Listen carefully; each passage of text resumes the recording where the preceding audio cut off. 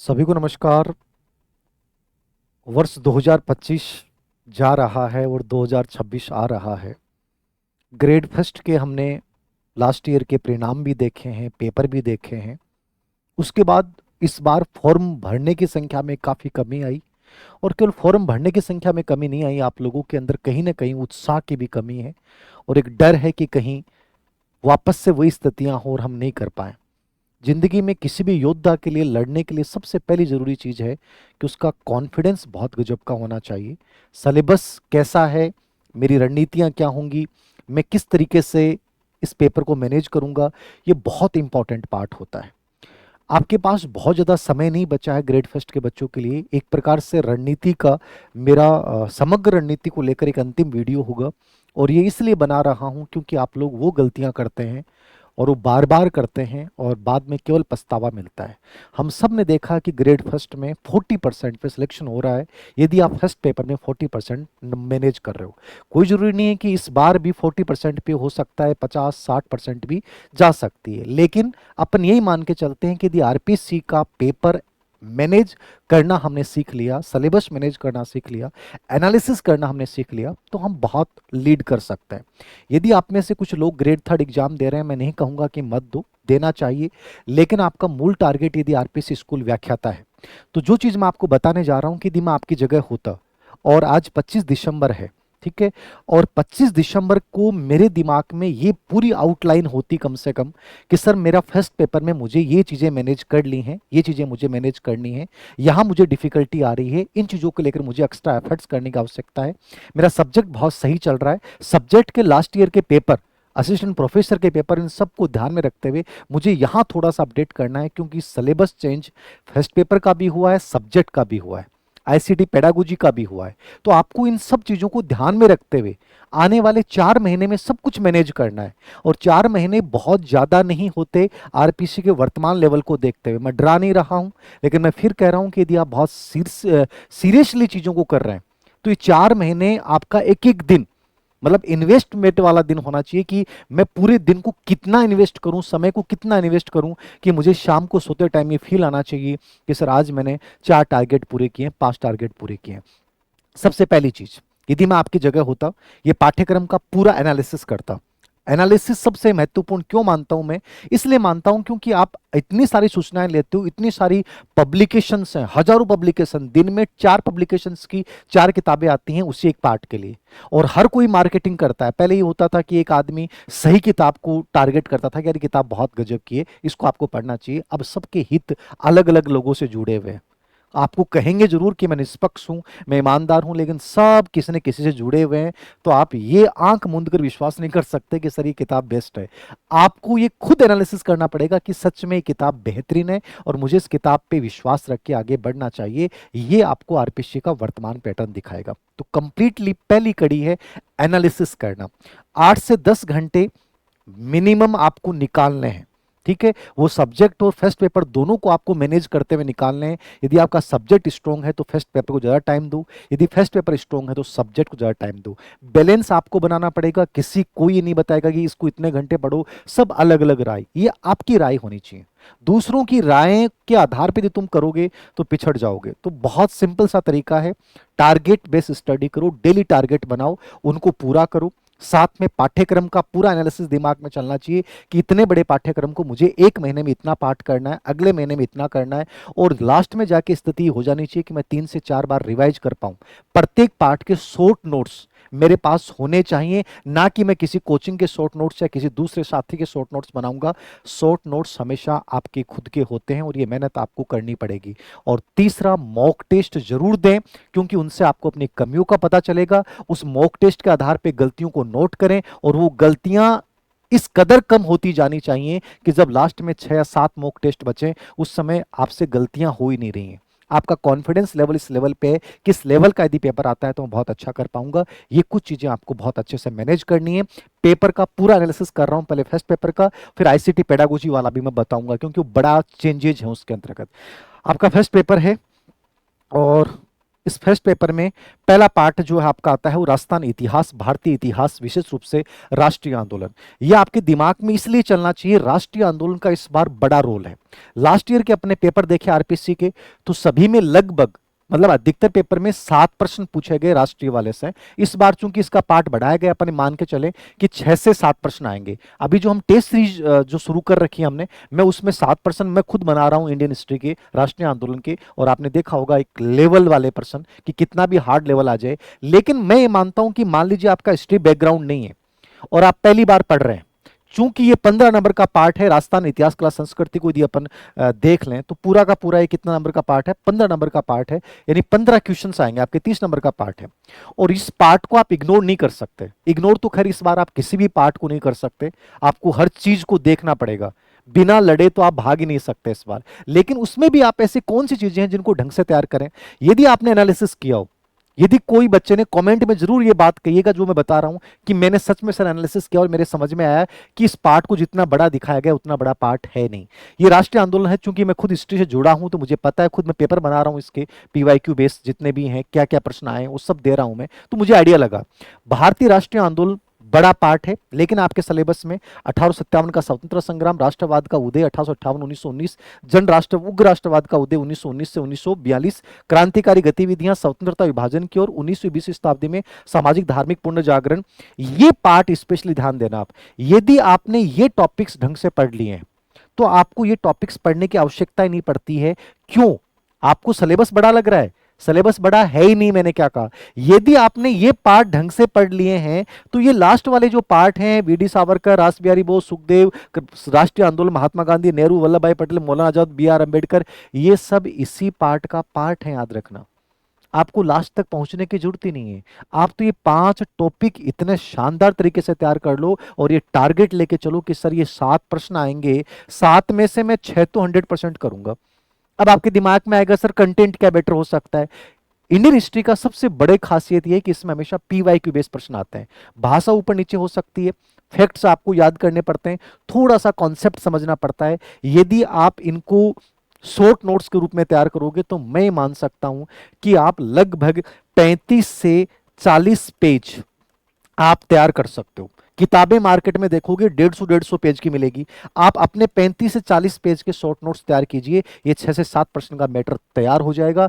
ईमानदारी से बोल रहा हूं, यदि कर पाए तो। अन्यथा आप 150 पेजों की, 200 किताबों पेज की किताब इस मैटर पे देख लेना, वो भी आपको कम लगेंगी। हो सकता है इस पे 300 पेज पढ़ लो, उतने कम है। लेकिन एनालिसिस करना पड़ेगा कि उग्र राष्ट्रवाद में 1919 से 1942 में स्पेशली कौन सी चीजें हैं, राष्ट्रवाद का उदय में क्या है, 1857 के संग्राम में क्या क्या चीजें पूछी गई हैं और क्या पूछी जा सकती हैं। अब 1857 के स्वतंत्रता संग्राम को राजस्थान वाले से भी जोड़ लेना, आपका राजस्थान हिस्ट्री का भी एक टॉपिक तैयार हो गया। को रिलेवेंट करते हुए चीजों को करोगे तो ये जो 30 नंबर का पार्ट है, 15 जो क्वेश्चन आएंगे वो बहुत आराम से कर सकते हो। 2 या 3 दिन इसका पहले एनालिसिस करना, 2 या 3 दिन ये देखना कि इसमें क्या कंटेंट हो सकता है, और 2 या 3 दिन इसके पीवाईक्यू देखना। पूरे माइंड में एक इमेज क्रिएट हो जाएगी, मजा आ जाएगा कि सर इस पार्ट को ऐसे पढ़ना। डरिएगा मत, मैं खुद कह रहा हूं बहुत आसान पार्ट है। अब आपके दिमाग में प्रश्न आएगा, सर आपको लग रहा है आसान, हमारे लिए इतिहास नया विषय है, कहां से क्या पढ़ें। कोई भी किताब गाइड आपने ला रखी है तो उसको छोड़ना मत, उसी को पढ़ लेना। समझ रहे हो? या आपके दिमाग में सर लाए नहीं है, कोई भी नोट्स पढ़ रहे हैं, नोट्स मान लीजिए कई बच्चे कहते हैं सर हमने गणपत जी के नोट्स पढ़ लिए, यदि आपने उनके नोट्स पढ़े हैं तो उन्हीं पे विश्वास रखिए, बेस्ट है वो। ठीक है। यदि आपने को लगता है कि सर इसमें पप्पू सिंह प्रजापत की किताब हम ले, पप्पू सिंह प्रजापत की जो इंडियन हिस्ट्री वाला पार्ट है, ये जो पार्ट है हिस्ट्री पे उनका काम बढ़िया रहता है, आप उनका ले सकते हैं, डिटेल्स मिलेंगी। यद्यपि उसमें भी आपको बहुत सारी चीजें अलग करनी पड़ेंगी, आप कंप्लीटली एक शब्द को याद नहीं कर सकते, पढ़ ही नहीं सकते। आपको देखना पड़ेगा कि यहां से ये मसाला लेना है। आप ये सोचते हो कि मैं 100 पेज हैं, 250 पेज हैं, पूरे याद कर पाऊंगा, ये कभी पॉसिबल ही नहीं है। आपको शॉर्ट नोट्स तो हर चीज से अपने बनाने पड़ेंगे, तो ये चीज तो आपको क्रिएट करना है। या इन 2 के अलावा कोई तीसरी कोई भी पब्लिकेशन की गाइड आपके पास, मैं कहूंगा जो आपको पसंद आ गई, जिसकी भाषा शैली आपको पसंद आ गई और जिस टीचर पे विश्वास है, उस टीचर पे विश्वास रखिए, उसकी किताब ले आइए, उसको पढ़िए। मैं नहीं कहूंगा कि उसको पढ़िए, उसको पढ़िए, जिसको पढ़ना आपको पढ़िए, लेकिन एनालिसिस करना सीखिए कि आपको लास्ट तक पहुंचने की जरूरत नहीं है। ये लास्ट के 3 टॉपिक आपको पढ़ने की जरूरत नहीं है, यदि आपने ये ढंग से पढ़ लिए। इस सिलेबस को देख के डरना मत, ये 7% बहुत आसानी से किए जा सकते हैं। बहुत आराम से आपके प्रश्न हो जाएंगे यदि आपने 35 से 40 पेज में इनको सबमिट कर लिया। मैं टेस्ट सीरीज में जो व्याख्या डाल रहा हूं ना, वो इसी बेस में डाल रहा हूं कि बाहर बन ही नहीं पाए, जितने प्रश्न बन गए उससे और क्या प्रश्न बन सकते हैं। थोड़ा सा मेहनत आपको खुद करनी पड़ेगी, किसी पे विश्वास मत रखिए, बट ये 7 प्रश्न आपके इंपॉर्टेंट हैं, छोड़ना मत इसको। किताब मैंने बता दी, पप्पू सिंह प्रजापत देख लो, गणपत जी के नोट्स गणपति नोट्स, या तीसरी कोई भी गाइड आपके पास है उस पर विश्वास रखिए और बढ़िया तरीके से उसको बार बार रिवाइज कीजिए। नेक्स्ट अगला पार्ट है इसमें राजस्थान का इतिहास। अब राजस्थान के इतिहास की अपन बात करते हैं कि सर राजस्थान के इतिहास से पिछली बार बहुत हार्ड प्रश्न आए, लेकिन चूंकि 7 प्रश्न वहां से आ गए तो बाकी बचे 8 प्रश्न। 8% राजस्थान के इतिहास से भी आने, कला संस्कृति से भी आने, तो बहुत बड़ा पार्ट तो नहीं रहा, लेकिन इसमें भी आपको एनालिसिस करना पड़ेगा कौन से पार्ट में डिटेल प्रश्न पूछ सकता है। कालीबंगा, आहड़, गणेश, बेराट में तो वही चीजें पूछेगा जो सब किताबों में गाइडों में दे रखे, तो इसमें तो आपने जो पहले पढ़ा है उसी कंटेंट को सेम रखें। गुजर, प्रतिहार, अजमेर के चौहान, दिल्ली सल्तनत के साथ संबंध, मेवाड़, रणथंभौर, जालोर, राजस्थान, मुगल, सांगा, महाराणा प्रताप, आमेर के मानसिंह, चंद्रसेन, बीकानेर के राज सिंह और मेवाड़ के राज सिंह। ये पार्ट वो है जो आपके सामने प्रॉब्लम क्रिएट कर सकता है। यहां आपके पास हिंदी ग्रंथ अकादमी की कोई भी किताब हो, कोई भी हिंदी ग्रंथ अकादमी किताब हो, चाहे आप तो कॉलेज लेवल पे जो शर्मा व्यास वाली किताब चलती थी उससे भी आपने इस पार्ट को तैयार कर लिया, मैं कहता हूं प्रश्न बाहर नहीं आएगा। आरपीएससी उस किताब को फॉलो करती है, शर्मा व्यास को। समझ गए आप? बढ़िया किताब है।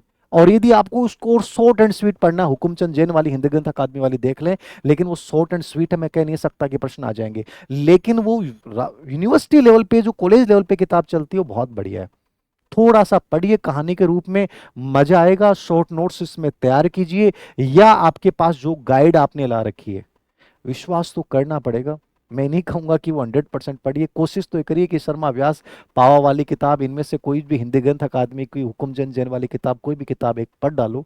बहुत आसान पाठ है यदि पढ़ोगे तो। और यूं देखोगे कि सर ये तो बहुत हार्ड है, इसमें नए प्रश्न आते हैं, नए प्रश्न आपको खुद सोचना पड़ेगा, चीजों को एनालिटिकली कंपैरिजन में पढ़ोगे ना, तो इतिहास इतना कठिन है नहीं। मेरे जैसा मंद बुद्धि का व्यक्ति इतिहास में इतना कर गया तो आप तो बहुत कुछ कर जाओगे बेटा जी। ज्यादा तनाव लेने की आवश्यकता नहीं है, चीजों को पहले से मन में हार मान लोगे तो मुश्किल हो जाएगा। बस चीजें बहुत आसान है, एनालिसिस करना सीखो पाठ्यक्रम का। ये पार्ट मुझे लगता है कि इस पे आपको ध्यान देने की आवश्यकता है। बाकी स्वतंत्रता संग्राम का इतिहास, 1857 क्रांति, वही आपको 1.5-2 पेज इसके शॉर्ट नोट्स तैयार करने। राजनीतिक जागृति पे बहुत सारी चीजें आ जाती हैं, चाहे प्रजामंडल आंदोलन हो, चाहे कृषक और जनजातीय आंदोलन हो, इसमें जिन जिन लोगों ने योगदान दिया वो पूरा पार्ट हो जाता है। तो इसमें भी आप देखना, प्रश्न पुराने भी प्रश्न उठा के देखना, आरपीएससी का पूरा इतिहास उठा के देख लेना, इसमें बहुत लेंदी प्रश्न नहीं पूछे गए। फैक्चुअल चीजें हैं, उनसे जुड़ी हुई चीजें हैं, वो आपको तैयार करनी पड़ेगी। जो डिफिकल्टी इस बार पूछी गई वो इन राजवंशों से पूछे गए, तो इनको थोड़ा सा आपको डीपली तैयार करना पड़ेगा। राजस्थान का इंटीग्रेशन इसमें कितना डीपली जाएगा, कितना भी डीपली जाएगा, आपको पूरे आंकड़े तक याद है तो फिर कहाँ दिक्कत है। तो ये टॉपिक तो वैसे भी आपको बहुत शानदार तरीके से तैयार करना है। तो राजस्थान के इतिहास के मान लीजिए 4 प्रश्न आते हैं, 5 प्रश्न आते हैं, लेकिन कंटेंट बहुत ज्यादा हो जाता है। आपको समझदारी दिखानी पड़ेगी कि किसी टॉपिक को आपको शॉर्ट में पढ़ना और किसी टॉपिक को आपको बहुत डीपली पढ़ना है। ये एनालिसिस कोई कोई दूसरा नहीं बताएगा, ये एनालिसिस खुद करना पड़ेगा। जहां तक आप पेपर देखोगे, पुराने 2 साल के पेपर देख लेना, 2 साल से पुराने आरपीएससी के पेपर देखने ही नहीं है आपको। 2 साल पुराना आरपीएससी का पैटर्न ही अलग था, क्यों ही देखने हैं मुझे। मैं तो कंप्लीटली कहता हूं 2 या 3 साल को कंप्लीटली फॉलो कीजिए, उसके अलावा फॉलो ही मत कीजिए। लेटेस्ट में जो पेपर आ रहे हैं वो दिमाग में होने चाहिए। आप पुराने 10 साल के पेपर देख रहे हो, मूर्खता कर रहे हो, इसके अलावा कुछ नहीं कर रहे, टाइम खराब कर रहे हो। बहुत सख्ती के साथ इसलिए कर रहा हूं कि समझ जाओगे तो बेटर है। टाइम बहुत कम है आपके पास, बहुत ज्यादा टाइम नहीं है। तो इसके लिए आपके पास कोई गाइड है तो ठीक है, वरना शर्मा व्यास वाली किताब भी देख लोगे, बेस्ट है मेरे अनुसार। कला संस्कृति में आपके टॉपिक हैं लोक देवता, देवी, राजस्थान के संत। वही 4 टॉपिक 5 टॉपिक हैं जो आपने पहले से पढ़ रखे हैं। जिस किताब से आपने पढ़े हैं उसी से पढ़िए। उससे बाहर आते हैं तो इसका मतलब उससे बाहर आएंगे, चाहे कितना भी कंटेंट पढ़ लेना है। तो जो भी किताब पढ़िए, जैसे मान लीजिए अपने ओम प्रकाश चौधरी सर की कला संस्कृति किताब है, पप्पू सिंह प्रजापत की है, या आपके पास मान लो किसी और टीचर की है, किसी की भी हो, लक्ष्य की है, पेनोरमा की है, आपके पास जिसकी भी गाइड हो, आरबीडी की है, जिसकी भी गाइड है, उसी पे विश्वास रखिए। आप ये देख लीजिए उनमें से किसी एक टॉपिक पे जिस पे इस बार लेंथी प्रश्न आए हैं, उसको थोड़ा और कंटेंट यदि उसमें ऐड किया जा सकता तो उसी किताब में ऐड कर लो, ना कि उस किताब को बंद करके आप नई किताब मार्केट से लाओ। कोई मतलब नहीं है। राजस्थान इतिहास कला संस्कृति का जो कंटेंट आपने पढ़ा है उसी को पढ़िए, लेकिन जहां से प्रश्न बहुत गहराई से पूछे गए उन टॉपिक्स को थोड़ा सा डिटेल में तैयार कर लीजिए। तो एनालिसिस ये कहता है फर्स्ट पेपर में इंडियन हिस्ट्री वाले पार्ट पे ध्यान देना है, जो जिन्होंने पहले नहीं पढ़ा है, क्योंकि इस बार नया है, बस मैंने बता दिया, वहां से पढ़ सकते हैं, या आर्य कंपटीशन की जो किताब आती है ना इतिहास की, उसमें से वो टॉपिक उठा लो, उसकी पेज की फोटोकॉपी करवा लो किसी इतिहास के बच्चे से, और उनको कम से कम जरूर पढ़ जाना। वन लाइनर आती है, वहां से भी प्रश्न हो जाएंगे आपके, यदि आर्य कंपटीशन वाली किताब आपने पढ़ ली तो, वन लाइनर भी आपने ढंग से समझ लिया तो। कि थोड़ी सी मेहनत तो आपको देखो करनी पड़ेगी। बाकी 50 किताबें हैं, कोई मतलब कितना भी कर लो अपन, अलग अलग जितने लोगों की बातें सुनेंगे उतनी बातें आएंगी। तो ये आपका 30 नंबर वाला पार्ट है, इंपॉर्टेंट है, इसको ध्यान से करिएगा और पूरा फोकस कीजिएगा। 1 घंटा कोशिश कीजिए कि इस पार्ट को दें और इस पर मेहनत करें और इसमें आउटकम्स लेके आए मॉक टेस्ट के माध्यम से। फिर दूसरा पार्ट आता है आपका रीजनिंग वाला, मैथ रीजनिंग वाला पार्ट। पिछली बार यदि आप एक नॉर्मल रेशियो निकालोगे, साइंस बैकग्राउंड के बच्चे स्कूल लेक्चर में सबसे अधिक सेलेक्ट हो रहे हैं, यद्यपि सब्जेक्ट उनका अच्छा नहीं था, लेकिन वो math, reasoning, English, general science इसमें अच्छा कर गए और वो 40% वाले क्राइटेरिया को पार कर गए, वो स्कूल लेक्चर बन रहे हैं। और जिन बच्चों को लगता था कि मैं सब्जेक्ट में बड़ा धुरंधर हूं, कई टीचर कहते थे सब्जेक्ट पढ़ो जीके मत पढ़ो, बड़ी मूर्ख बनाते हैं। कभी भी बच्चे को निष्पक्ष राय दो कि यार बैलेंस जो बनाएगा ना, संतुलन जो बच्चा बनाएगा वही बच्चा आगे बढ़ता है, और वो बच्चे सेलेक्ट हो गए। आपको इस बार ये समझना है, जो आर्ट्स पृष्ठभूमि के बच्चे हैं, यदि आपको लगेगा कि सर मैथ आती नहीं है, हो सकता आपने कभी मैथ नहीं पढ़ी मेरी तरह, लेकिन मैं आज भी कहता हूं कि यदि अपन इच्छा शक्ति पैदा कर लेते हैं कि यार पूरी नहीं पढ़ी जाएगी, लेकिन मैं 4 या 5 प्रश्नों का कंटेंट तैयार कर लूंगा, तो कर लोगे, डरोगे तो कुछ नहीं होगा। तो कोशिश ये करें कि मैथ रीजनिंग वाले पार्ट के लिए मैं इतना ही करूंगा कि इसमें से पुराने पेपर देखो, कोई भी एक गाइड, जैसे पिछली बार मान लीजिए आरबीडी की ठीक आती है, इस पे जो यूएस शेखावत की किताब आती है ना वो बढ़िया है भाई, ठीक है, बार बार इसको चेंज नहीं करना। आरबीडी वाली यूएस शेखावत की किताब बहुत बढ़िया है, पिछली बार भी बेस्ट थी, ये हर बार इनका मैथ का कंटेंट अच्छा होता है। तो यूएस शेखावत हो, आर एस अग्रवाल हो, या कोई तीसरी किताब आपके पास हो, जो भी आपने ला रखी है वो किताब इस पे पढ़िए।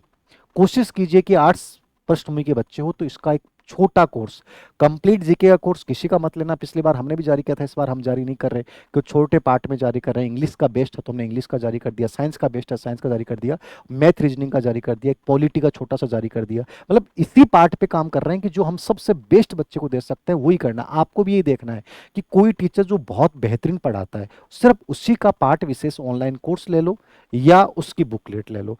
सब कुछ कंप्लीट ना तो किताब लानी चाहिए, ना ही कंप्लीट कोर्स लेना चाहिए, छोटे छोटे टुकड़ों में पढ़ो, जो आपको बेस्ट होगा वो मिल जाएगा। इसमें भी ये कोशिश करो कि मेरे अकॉर्डिंग कोर्स ले सकते हैं, चाहे वो हमारा लो चाहे किसी और का लो, जो आपको बेहतरीन लगे, पढ़ाने का स्टाइल अच्छा लगे, और जिस बेसिक लेवल से पढ़ाता हो, स्कूल लेवल का कोई बंदा हो, स्कूल एजुकेशन का बंदा हो, वो बेसिक लेवल से पढ़ाएगा, क्योंकि प्रश्न उन्हीं किताबों से उठाए जाते हैं।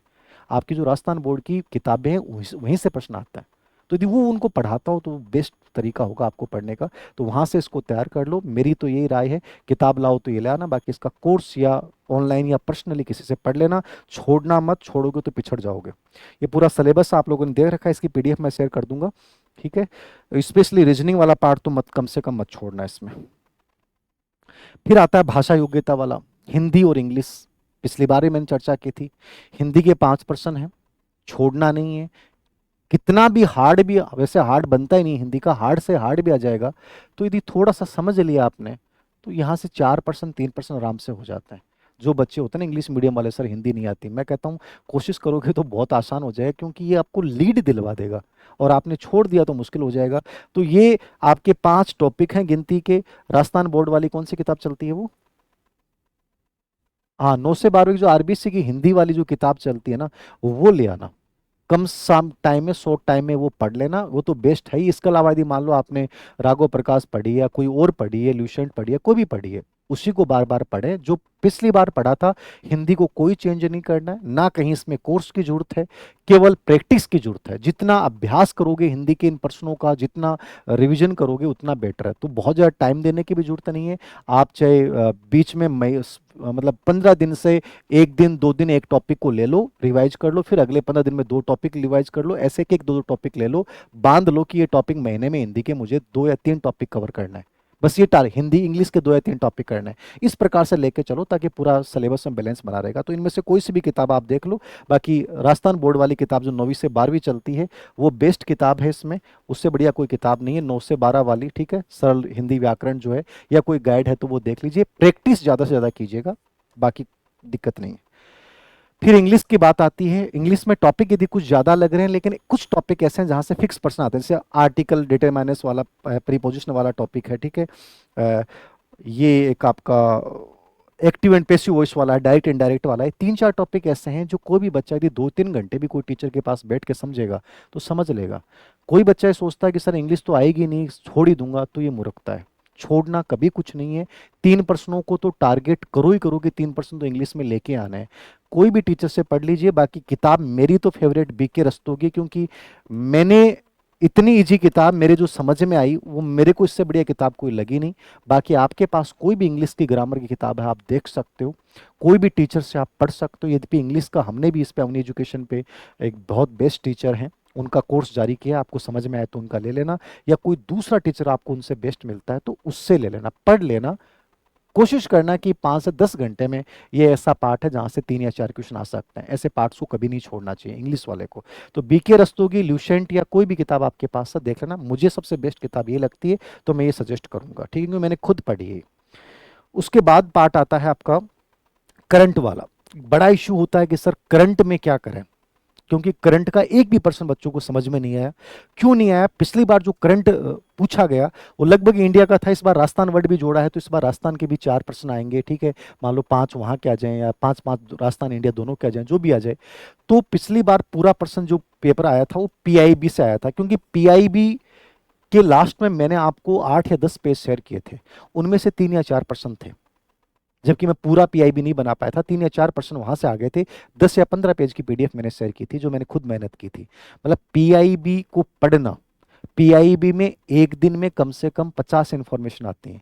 उनमें से 50 इंफॉर्मेशन में से आप सबसे बेस्ट इंफॉर्मेशन और पर्सन की भाषा को समझ पाओ, तब जाके पीआईबी होती है। पीआईबी पढ़ना आसान नहीं है, बहुत मुश्किल काम है, बहुत टाइम लगता है। 10 प्रश्न आपके आएंगे तो सर कोई करंट के मैगजीन पढ़ लें क्या? देखो मैगजीन तो आप पढ़ लो, क्रोनोलॉजी या मुम्मल या कोई भी पढ़ लो, ठीक है, ये पढ़ सकते हो आप, ठीक है, ये भी फॉलो करने लग गए आजकल पीआईबी साइट से। लेकिन यदि आप थोड़ी सी आदत डाल सकते हो 10 मिनट की, तो डेली पीआईबी साइट से कुछ चीजें यदि आप शॉर्ट नोट्स में तैयार कर लोगे तो बढ़िया रहा है। यद्यपि कोशिश मैं भी करूंगा कि लास्ट टाइम में पिछली बार की तरह इस बार पीआईबी का पूरा सार दूं, लेकिन फिर भी साथ साथ में मेहनत करोगे तो कॉन्फिडेंस बना रहता है। तो राजस्थान के लिए तो सूजस है ही, ठीक है, राजस्थान के लिए तो सूजस देख लें, और इंडिया के करंट के लिए पीआईबी देख लें। पर्सन तो इन दोनों में से आना है, क्योंकि सूजस में राजस्थान का पूरा आ जाता है, पीआईबी में इंडिया का पूरा आ जाता है। अब आपको लगता है कि सर टाइम नहीं मिल रहा है, तो फिर आप क्रोनोलॉजी या मुम्मल किसी एक मैगजीन को तो पकड़ो, पकड़ के तो रखो। फिर लास्ट टाइम में मैं देखूंगा या कोई और टीचर देखेगा, पीआईबी का यदि सार अपन निकाल पाए तो बहुत बढ़िया है। लेकिन 10 मिनट निकाल सकते हो तो पीआईबी पढ़ लो तो बहुत बढ़िया है। अब उसमें अच्छी चीजें क्या होती हैं, खराब क्या होती हैं, थोड़ा सा एनालिसिस करना, पेपर देखोगे ना आप तो आपको समझ में आएगा। ये खेल वाले प्रश्न पे आ गया, ये इनोवेशन वाले पे, स्पेस वाले पे प्रश्न आ गया, ठीक है, ये प्रमुख सम्मेलन पे, आपको समझ में आने लग जाएगा ये चीज़ इंपॉर्टेंट है ये नहीं है, ये चीज़ इंपॉर्टेंट है ये नहीं है। धीरे धीरे आप 5-10 दिन लगातार पढ़ लोगे तो आपको समझ में आने लग जाएगा। कोई भी आदमी जन्म से विद्वान नहीं होता है, मुझे भी इतना नहीं पता, लेकिन जब मैं साइट पे जाता हूँ तो मुझे पता चल जाता है ये चीज़ अच्छी है और ये चीज़ खराब है।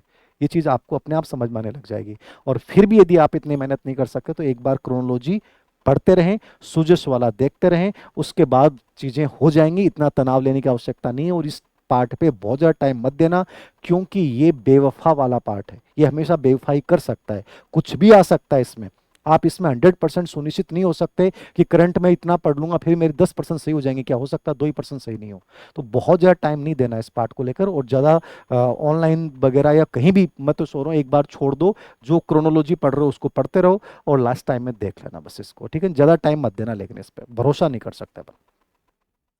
नेक्स्ट, जनरल साइंस, भारतीय राजनीति और राजस्थान का भूगोल। जनरल साइंस से 5 प्रश्न आते हैं। पिछली बार सिलेबस छोटा था, इस बार सिलेबस इन्होंने इतना बड़ा किया है कि हो सकता है आप में से कुछ बच्चे सिलेबस की हेडलाइन देख के परेशान हो जाएं कि सर सिलेबस इतना बड़ा है, अब क्या क्या पढ़ना है, इतने टॉपिक्स हैं, कौन से टॉपिक को पढ़ें कौन से को छोड़ें। यदि आप एनालिसिस करोगे तो आपको लगेगा कि इन सभी टॉपिक में से प्रश्न पूछे जाते रहे, तो एनालिसिस खराब हो जाएगा आपका यहाँ पे, कि कितना एनालिसिस कर लो।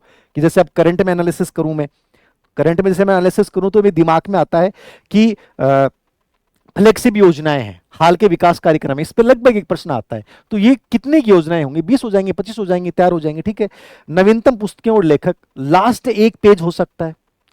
खेल कूद गेम्स इंपॉर्टेंट है, प्रश्न भी 100% आएगा। 3 या 4 पेज का कंटेंट तैयार किया जा सकता है। मतलब करंट में आप एनालिसिस करोगे तो आपको आइडिया लगेगा कि यार इंपॉर्टेंट है। अंतर्राष्ट्रीय में समसामयिक अंतर्राष्ट्रीय मुद्दाएं घटनाएं, इसमें प्रमुख अंतर्राष्ट्रीय सम्मेलन, विदेशी व्यक्तियों की यात्राएं, विदेश में कुछ प्रमुख मुद्दे जैसे रूस यूक्रेन का युद्ध है या कोई और प्रमुख घटना हुई है, ठीक है, या प्रमुख कोई आविष्कार हुआ है उससे जुड़ी हुई, तो इस पे आप लास्ट में देखोगे 3 या 4 पेज बन जाएंगे, लेकिन एक प्रश्न आ जाएगा यहां से, ठीक है। खेलकूद पे एक प्रश्न आ जाएगा, नवीनतम पुस्तक लेखक प्रश्न आ जाएगा, पुरस्कार सम्मान पे प्रश्न आ जाएगा। अब इनको देखते हैं, विज्ञान प्रौद्योगिकी पर्यावरण पे बहुत ज्यादा कंटेंट नहीं बचता है, लेकिन आता पूरा पीआईबी का है, आता पूरा पीआईबी का है।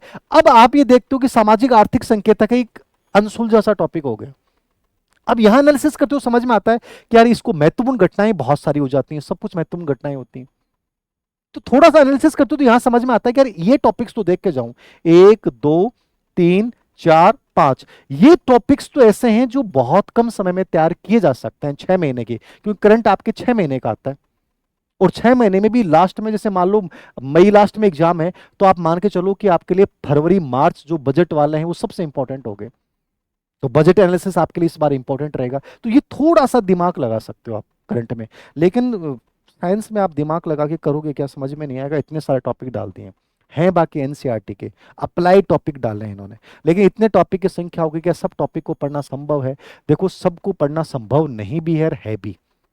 यदि थोड़ा सा, यदि आप वन लाइनर के रूप में आपको कंटेंट मिलता है, कोई टीचर समझाने वाला मिलता है, तो आसान हो जाएगा। यदि भी हम प्रयास कर रहे हैं, इसकी एक छोटी सी बुकलेट जो हेमराज जी सर हैं, आपने देखा होगा टेस्ट में कितने गजब के क्वेश्चंस आ रहे हैं साइंस के, ठीक बना रहे हैं वो, ठीक है।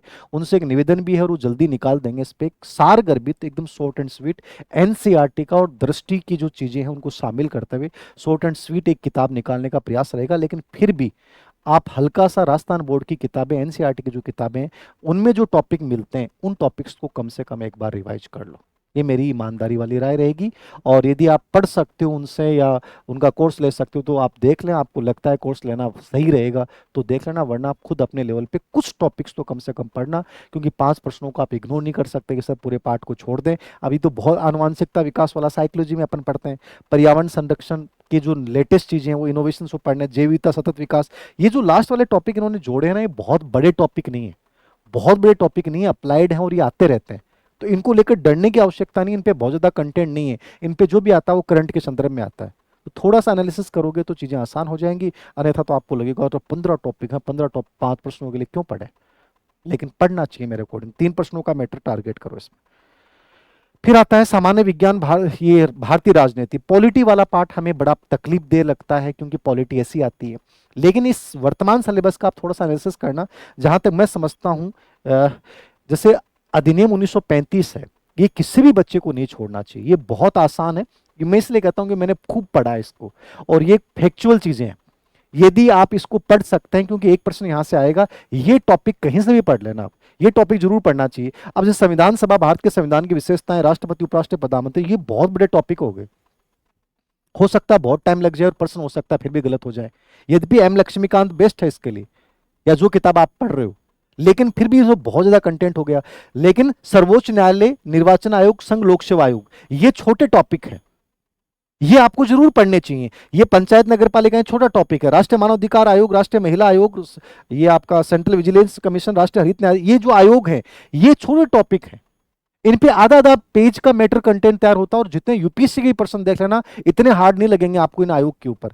तो आपको थोड़ा सा एक मीडियम रवैया अपनाना है कि जो मैंने आपको कहा कि मान लीजिए पॉलिटी की सर पता नहीं, समझ में नहीं आता, ये टॉपिक जरूर पढ़िए, ये टॉपिक्स जरूर पढ़िए, बहुत ज्यादा कंटेंट नहीं और सब किताबों में गाइडों में सही मिल जाएगा।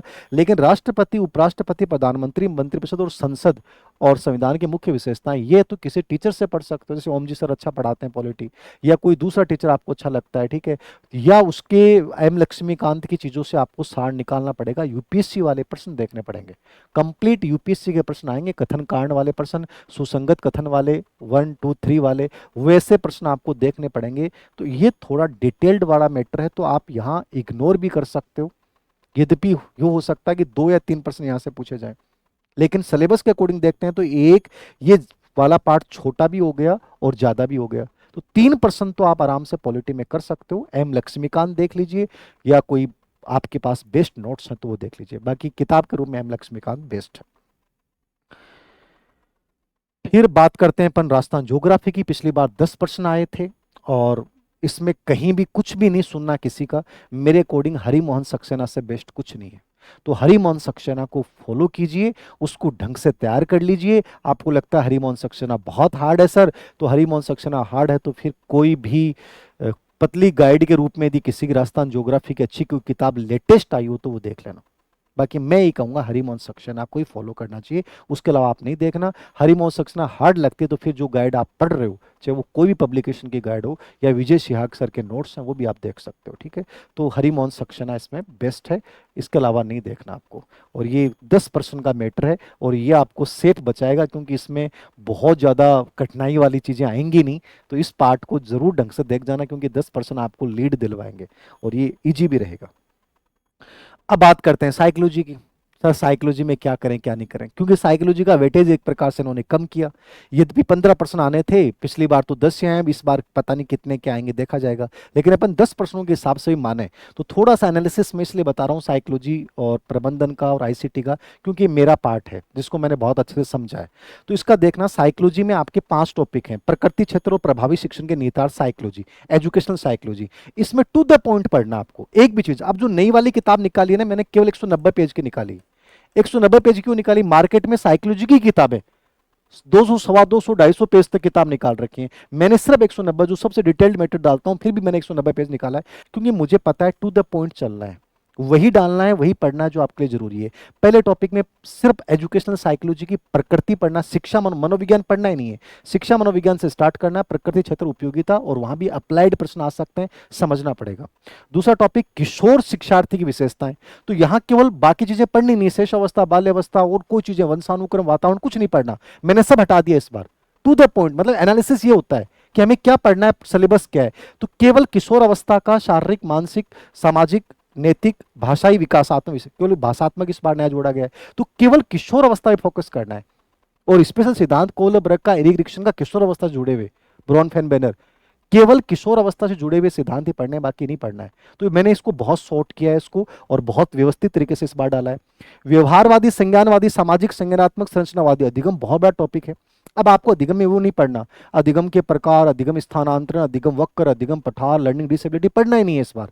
केवल ही पढ़ना है अधिगम ये होता है व्यवहारवादी सिद्धांत, I P Pavlov, Skinner, C L Hull, Thorndike, Guthrie. फिर संज्ञानवादी में पियाजे, वाइगोत्स्की, 5P, 7A, निर्मितवादी constructive approach, David Ausubel, Bandura, ये सीधे डायरेक्ट पढ़ने। फिर निर्मितवाद कंस्ट्रक्टिव अप्रोच हो गया, 5P, 7A, Jerome Bruner, Vygotsky के कॉन्सेप्ट। इनके अलावा आपको कुछ पढ़ना नहीं है, टू द पॉइंट चलना है, मतलब एक्स्ट्रा कुछ भी नहीं पढ़ना। जो सिलेबस में हेडलाइन है वही अधिगम में पढ़नी है। मैंने इस बार वैसा ही डाला है पूरा का पूरा, टू द पॉइंट। यद्यपि उसमें कुछ चीजों को डिटेल डाला है, क्योंकि आरपीएससी ने अभी हाल में ही कुछ बिंदुओं के बहुत अंदर से प्रश्न पूछे गए, जैसे नैतिक विकास को चेंज कर दिया है। तो इस बार किताब में अपडेट है। किताब मार्केट में जो आ रही है, बड़ाई नहीं कर रहा मैं, आप देखना उसमें नैतिक विकास का वही पुराना मैटर है। मैंने नैतिक विकास का ट्यूलिक का जो सिद्धांत है वो इस बार आया है तो वो डाला है। आपको थोड़ी सी समझ बनानी पड़ेगी नई चीजें क्या आ रही हैं। मानसिक स्वास्थ्य समायोजन इन्होंने हटा दिया, लेकिन समायोजन हटा नहीं है, एनालिसिस करोगे समझ में आएगा। मेंटल हेल्थ पढ़ना, लेकिन मेंटल हेल्थ की कल्याणकारी विधियां, कल्याण बनाए रखने की विधियों में समायोजन की जो डिफेंस मैकेनिज्म वो आएगा। तो समायोजन की रक्षात्मक युक्तियां मैंने यही जोड़ी हैं, मानसिक स्वास्थ्य के साथ आपको मिला के पढ़ना है। बाकी वही कंटेंट पढ़ना है जो काम का डाला है, मानसिक स्वास्थ्य की विशेषताएं, प्रभावित करने वाले कारक और कल्याण बना, बाकी कंटेंट मैंने हटा दिया है। और लास्ट टॉपिक है इमोशनल इंटेलिजेंस और सामाजिक संवेगात्मक अधिगम। पहले इमोशनल इंटेलिजेंस था, अब इस बार एससीएल जोड़ा है, और एससीएल कोई नया टॉपिक नहीं है। एससीएल की 5 दक्षताएं याद करनी है, एससीएल का विकास क्या है, बस इतना सा मैटर है। तो ये टोटल साइकोलॉजी के 5-6 टॉपिक हैं। 5 प्रश्न आने हैं आपके, 6 प्रश्न आने हैं, जो भी आने हैं, तो वो टू द पॉइंट पढ़ना है। बहुत ज्यादा टाइम इसको देना नहीं है। जहां सिलेबस में बिंदु, उसके अलावा एक्स्ट्रा कोई बिंदु नहीं पढ़ना है। और इस वर्तमान किताब में मैंने इसी पैटर्न को फॉलो किया है। ये साइकोलॉजी होगी। फिर अपन बात करते हैं मैनेजमेंट। अब मैनेजमेंट के भी टोटल वही 5 या 6 प्रश्न आने हैं। तो क्या मैनेजमेंट के लिए सर कितना टाइम दें, कितना पढ़ें? अब मार्केट में मैनेजमेंट की किताबें आप देखना, लगभग 200 पेज की, सवा 200 पेज की किताबें आ रही हैं। 210, 215, 220 पेज। आप ये बताइए 5 से 6 प्रश्नों के लिए 200 पेज पढ़ना क्या सही है? पॉसिबल ही नहीं है। साइकोलॉजी की अपन ने किताब निकाली है, उसमें आईसीटी पेडागोजी के 10% प्लस साइकोलॉजी के 5 या 6%, ठीक है, टोटल 30 नंबर का पार्ट है, उसके 190 पेज निकाले हैं। अब केवल मैनेजमेंट के लिए 200 पेज मतलब कंप्लीटली मूर्खता है। एनालिसिस कीजिएगा मैनेजमेंट का, समझ में आएगा। शैक्षिक प्रबंधन वाला पार्ट सेम वही रखा है, केवल सामाजिक संगठन ये इग्नू के नोट्स से एज इट इज उठाया इन्होंने। बाकी सेम वही चीजें आपको पढ़नी है, पर्यवेक्षण निरीक्षण का अंतर पढ़ना है, संपूर्ण गुणवत्ता प्रबंधन पे लास्ट आपको आधे पेज के नोट्स बनाने हैं, एक पेज के नोट्स बनाने हैं। इसे नहीं बनाने, प्रबंधन अवधारणा कार्य सिद्धांत में प्रकृति, लोथर गुलिक और उर्विक को स्पेशली समझना है, बाकी चीजें छोड़ दें। मतलब शॉर्ट एंड स्वीट पढ़ना पड़ेगा, यहाँ पे सब कुछ नहीं पढ़ सकते। राजस्थान में शैक्षिक परिदृश्य पिछली बार पढ़ा था, सेम है। आरएससीआरटी ढंग से पढ़ लें, माध्यमिक बोर्ड ढंग से पढ़ लें, और SIQE इंपॉर्टेंट है इस बार, ठीक है। तो बाकी अनावश्यक मत पढ़ो, जो फैक्चुअल हैं चीजें, जो कंटेंट आपने पिछली बार पढ़ा सेम। मैनेजमेंट की किताब आप नहीं लाते हो तो कोई जरूरत नहीं है, आप पुराने वाली किताब में टॉपिक सेम टू सेम है। केवल NEP 2020 के नए निहितार्थ और RT 2009 ये मोस्ट इंपॉर्टेंट है। तो NEP 2020 तो आपको वैसे भी पढ़ना है, ग्रेड 3 EMRS सब में आता है। तो NEP 2020 तो चाहे मेरी वाली रीट वाली किताब देख लो, चाहे वो बेस्ट तरीके से करवा रखी है, या जो भी कंटेंट आपने डाल रखा है, मतलब इन 2 टॉपिक ढंग से तैयार कर लो। अब कई किताबों में RT 2011 डाल रखा, नहीं पढ़ना भाई। RT 2009 है, 2009 पढ़ लिया तो 11 पढ़ने की जरूरत ही नहीं है। क्यों पढ़ना अपने को? कई किताबों में दीक्षा राइज भी डाल दिया है, दीक्षा राइज हटा दिया तो क्यों पढ़ना है? सिलेबस में आएगा ही नहीं। आपको वही पढ़ना जो सिलेबस में है, SCRT BSCR SIQE ढंग से पढ़ लो। कई किताबों में समग्र शिक्षा अभियान डाल रखा है, समग्र शिक्षा अभियान नहीं डाल रहा है इस बार सिलेबस में, छोड़ो ना उसको। मतलब सिलेबस का एनालिसिस करना पड़ेगा, टू द पॉइंट आपको पढ़ना पड़ेगा। आप 200 पेज नहीं पढ़ सकते, मात्र आपको इसके लिए 50 या 55 या 60 पेज के शॉर्ट नोट्स तैयार करने हैं, या लास्ट 100 पेज आप पढ़ सकते हो। इससे ज्यादा आप जा रहे हो तो इसका मतलब मूर्खता कर रहे हो, टाइम खराब कर रहे हो। कहीं ना कहीं शॉर्ट एंड स्वीट बनना पड़ेगा। ये आप लोगों को समझना पड़ेगा कि मेरे लिए इसमें क्या प्रासंगिक है। किताबें इसमें SS यादव की आती है, लेकिन वो बहुत लेंदी है, और वर्तमान प्रश्नों के हिसाब से कोई, मैं नहीं कहूंगा कि इतनी डिटेल्ड किताबें पढ़नी चाहिए। आपके पास जो भी कंटेंट SS यादव की है, पिछली बार जो हमने भी निकाली थी, हम भी एक निकालेंगे, 101 पेज लास्ट निकालेंगे उसमें। तो आप जो भी किताब लो ना, उसमें देख लो कि आपके पास मैटर पड़ा है, जो नए टॉपिक जुड़े हैं। एक तो शिक्षा में सामाजिक संगठन और NEP 2020, बाकी तो सेम टू सेम ही है, कोई चेंज ही नहीं हुआ है।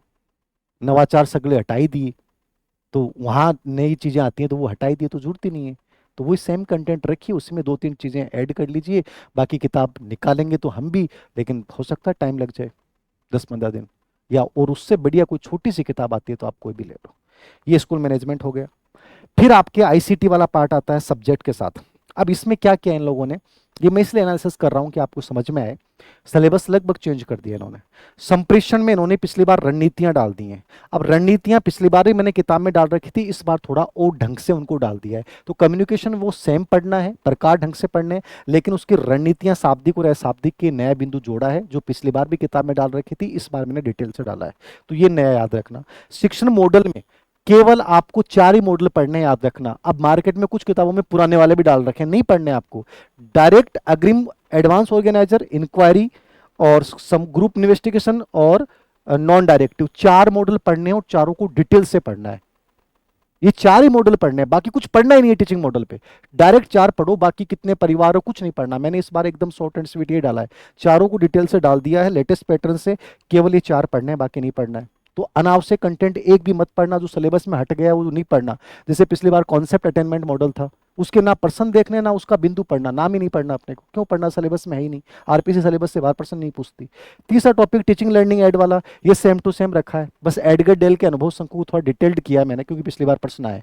कुछ टीचिंग लर्निंग मटेरियल को डिटेल किया है, क्योंकि पिछली बार हटके प्रश्न पूछे गए, तो थोड़ा सा अपडेट किया है मैंने इसमें। बाकी सेम टू सेम टॉपिक है।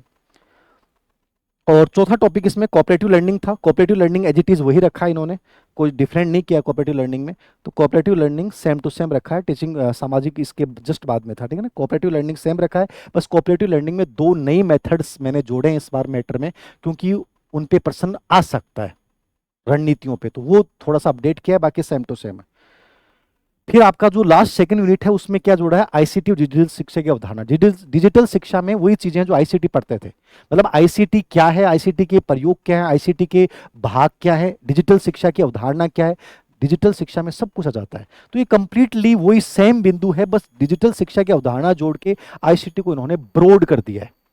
समझ गए? पढ़ना आईसीटी है। अब पिछली बार हार्डवेयर सॉफ्टवेयर प्रणाली उपागम था, तो हार्डवेयर सॉफ्टवेयर तो इस बार ही पढ़ना पड़ेगा क्योंकि टीचिंग लर्निंग एड का पार्ट है, लेकिन प्रणाली उपागम नहीं पढ़ना। तो प्रणाली उपागम को मैंने शॉर्ट एंड स्वीट लगभग आधे पेज में डाला है, वो इस बार नहीं पढ़ना आपको। शैक्षिक तकनीकी के प्रकार नहीं पढ़ने आपको, जो कंटेंट सिलेबस से हटा दिया उसको नहीं पढ़ना है। तो इसको थोड़ा डिटेल से पढ़ लेना, मैंने डिटेल में डाला है। बस स्पेशली आईसीटी का कॉन्सेप्ट क्या होता है वो समझना है, आईसीटी का अवधारणाएं, लाभ, हानियां, वो सब इसके अंतर्गत आते हैं।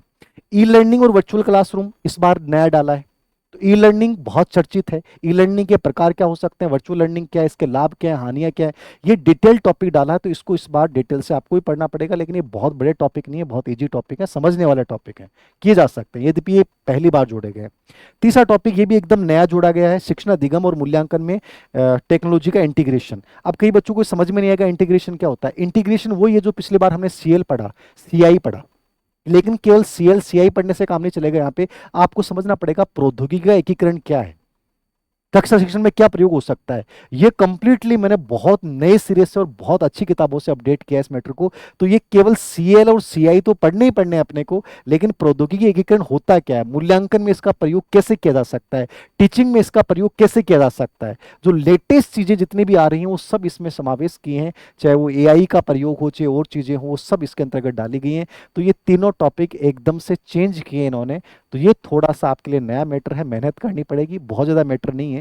किताब में लगभग ये मान के चलो कि 50 पेज में पूरे टॉपिक्स को बहुत शानदार तरीके से समझाने का मैंने प्रयास किया है। ये आपका ग्रेड फर्स्ट का first paper plus ICT pedagogy, ये टोटल अपना पार्ट है, और इसको आप देख सकते हैं। इसके लिए टेस्ट सीरीज भी हमने चला रखी है, यदि आप बहुत गुणवत्ता के साथ समझौता नहीं करते तो ये टेस्ट सीरीज आप ज्वाइन कर सकते हैं, जरूर करना। फर्स्ट पेपर को लेकर बहुत मेहनत हम लोग इसमें कर रहे हैं, ऑफलाइन ऑनलाइन दोनों ही है ये। तो ये प्रयास था मेरा आपको समझाने का, कितना समझ में आता है और कितना फायदा उठाते हैं आपके ऊपर डिपेंड करेगा। ये पूरा एनालिसिस था फर्स्ट पेपर का। Thank you.